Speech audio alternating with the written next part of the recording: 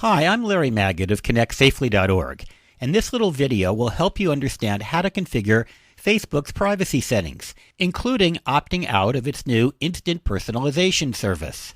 A lot of people have expressed worry about Facebook disclosing too much of their information, but with the exception of a few pieces of information like your name, gender, and the people you've friended on Facebook, most of the information can be controlled, either being made available only to your friends, specific people, or if you'd like, no one at all. But you do have to be careful because by default, a lot of the information is public. I want to start with what's been in the news lately, instant personalization.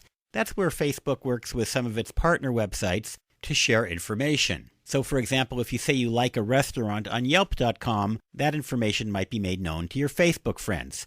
Whether or not that's a good thing depends on your perspective, but you can turn off instant personalization, and it's a very quick process. So starting with your profile or home screen, go to Account, and then select Privacy Settings. Then click on Applications and Websites. From there, go to Instant Personalization Pilot Program and click Edit Settings. At the bottom of the screen, it says Allow select partners to instantly personalize their features with my public information. You can then unclick that and confirm. And that's all there is to it. Okay, now that we got that out of the way, let's talk about general Facebook issues.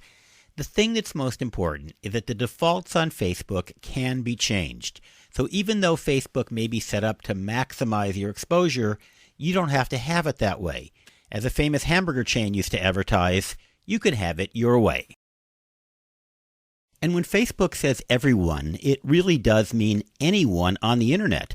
This information is accessible even to people who don't have Facebook accounts. So let's start with some general settings. Again, from any screen, profile or home, you go to Account and you select Privacy Settings.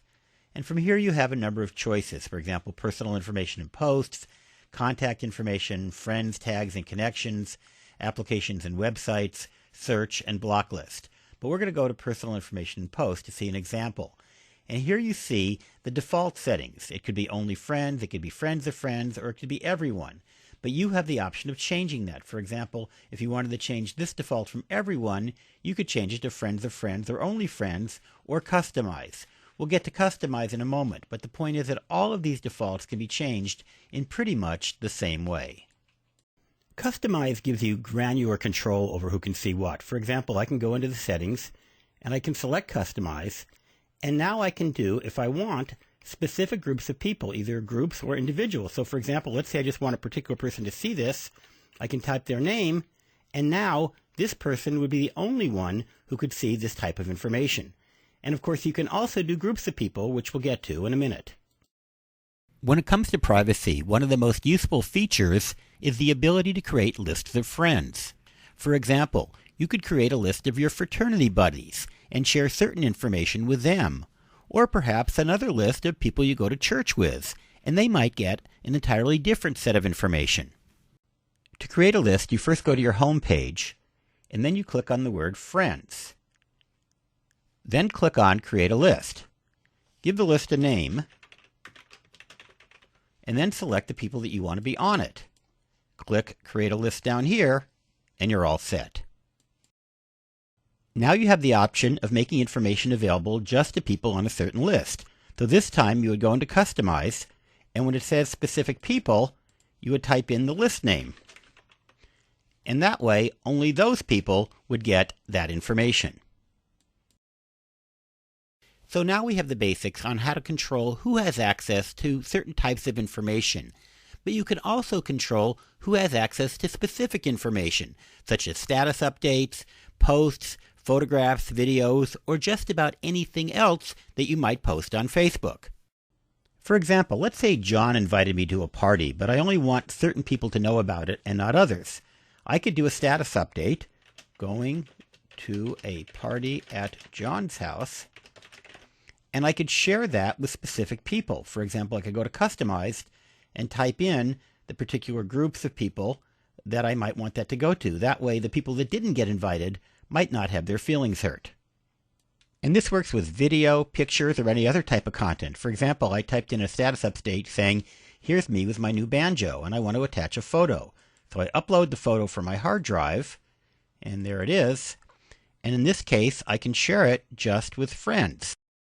And by the way, I just started taking banjo lessons, so I can't be too picky on what I play.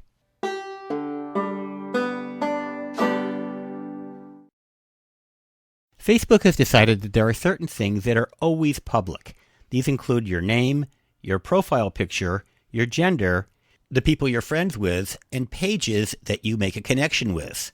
You can suppress the display of your friends on your page, but once you friend someone, they can display that you're friends from their page, and other people could also get access to that information. So, if you don't want to be associated with someone, don't friend them. We've covered some basics, but there's a lot more to explore. So go to the bottom of any Facebook page and click on the word privacy.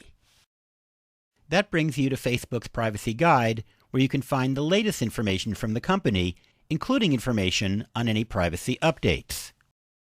But remember, anything that's digital can be copied, stored, or forwarded anytime in the future.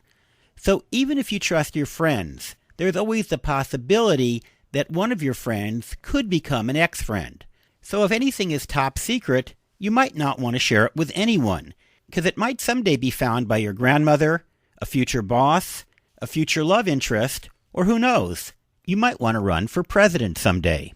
I'm Larry Magid of ConnectSafely.org, where every day we have information on internet safety, security, and privacy for kids, teens, and sometimes adults.